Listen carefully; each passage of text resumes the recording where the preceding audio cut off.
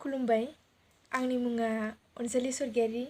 आंनि अनजालि स्वर्गियारी इउटुब चेनेलाव आरोबाव नोंथांमोनखौ फिन बरायबाय। दिनै आं दोंसे गोदान खन्थाइ आवरायनो थाखाय आखायाव लाबोबाय। बेयाव माबाफोर गोरोन्थि जायोब्ला निमाहा होगोन होननानै मिजिंथिनाय थाबाय। खन्थाइनि मुं अननायनि थरथिंसे बिदै नागिरदों आं।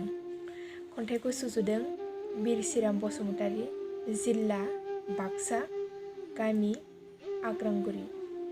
फैदो बिदिब्ला फंबायनि खन्थाइखौ दान्दिसे सम खोनासंलांदिनि।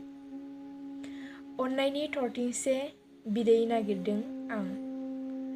अरन हाग्रा सौसि सौसि बायग्लिनाय गोरबोखौ लाना दा फिन नागिरदों आं अननायनि थरथिंसे बिदै मोनगोन सानना सोरनिफ्रायबा।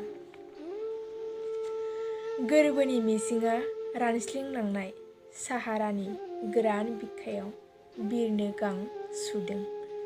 सिमांखौ लोगो हमनो साव होजानाय गोरबोखौ लानानैब्लाबो।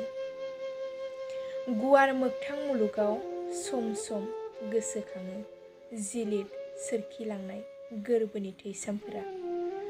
अननायनि लो सुफिन्ना माला गाननो मोनसे गोरबो सेर सेर दिङा जावनो नाथाय लोरबां गोरबोआ अननो हालिया बुंनो दा आंदि नोंखौ बेसेबां अनोमोन।